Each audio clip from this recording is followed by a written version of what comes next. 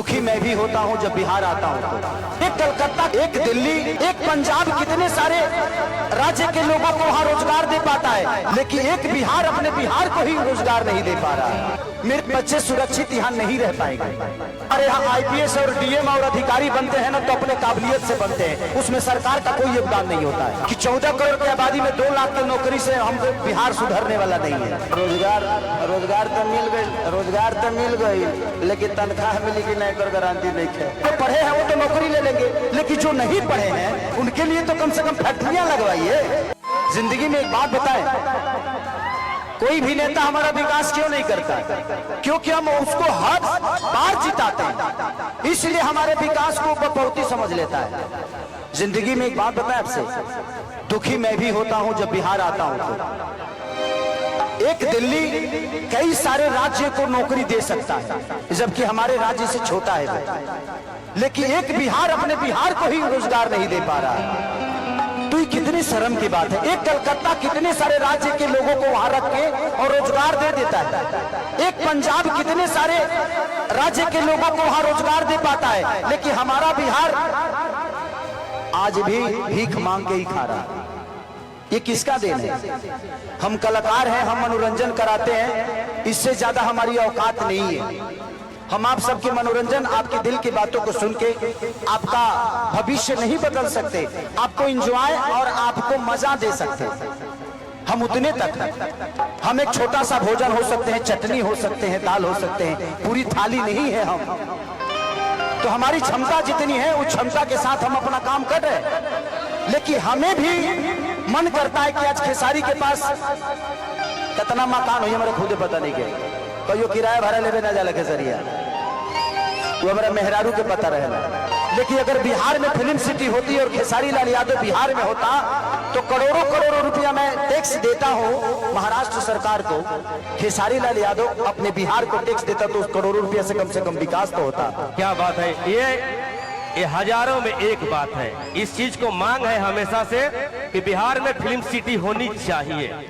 आज खेसारी इतने सारे बंगला, घर द्वार, गाड़ी घोड़ा जो भी लेता है मुंबई शहर में लेता है, क्योंकि क्या करूं, मेरे बच्चे सुरक्षित यहाँ नहीं रह पाएंगे क्योंकि व्यवस्था ठीक नहीं है। मैं किस स्कूल में पढ़ाऊं? ये नेता अपने बच्चों को तो यहाँ पढ़ाते ही नहीं है, तो हमारे बच्चे कहां से पढ़ पाएंगे? मैं यही बातें आज से 2 साल पहले किसी मंच पे बोला था तो मैं बहुत घेरे में आ गया था, लेकिन वो बातें गलत नहीं थी, वो सही थी कि हमारे यहाँ के नेता अपना इलाज कराने के लिए तो बाहर जाते हैं, तो जब वो अपना इलाज के लिए अस्पताल नहीं बनवा पाए तो आप सोच सकते हैं कि आपके इलाज के लिए वो अस्पताल बनवा पाएंगे? नहीं बनवा पाएंगे। सबसे पहले जानते हैं, पहले खुद को बदलिए। किसी का झंडा लेकर घूमने की जरूरत नहीं है, आप अपने आप को तैयार करिए। सच पूछिए तो हमारे यहाँ आईपीएस और डीएम और अधिकारी बनते हैं ना तो अपने काबिलियत से बनते हैं, उसमें सरकार का कोई योगदान नहीं होता है। हमारे यहाँ के बच्चे अगर शिक्षित होते हैं तो अपने काबिलियत से होते हैं, उसमें किसी सरकार का कोई योगदान नहीं है। और मैं अपने बड़े भाई तेजस्वी जी से एक अनुरोध करूंगा।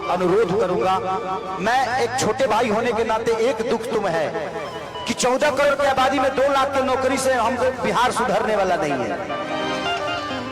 अगर करना ही है तो बिहार में कम से कम हजारों फैक्ट्रियां डाल दीजिए। ये बताइए कि जब हमारे पास रोजी होगा तो हम रोड पे नजर आएंगे जी, हम फैक्ट्री में नजर आएंगे। आप हमें रोजी दीजिए, आप हमें व्यवस्था मत दीजिए। उतना कमाने की ताकत है जो अपनी व्यवस्था खुद कर लेंगे आप। हमें व्यवस्था तो दे दीजिए, हमें रोजी दे दीजिए। हम वोट देते हैं, आप वोट मांगने आते हैं, हम रोजी मांगने जाते हैं तो आप भूल जाते हैं कि हाँ इनको भी कुछ देना है। मुझे दुख है इस बात का, मैं नेता नहीं हूं, लेकिन आज नहीं तो कल तो बनना ही है।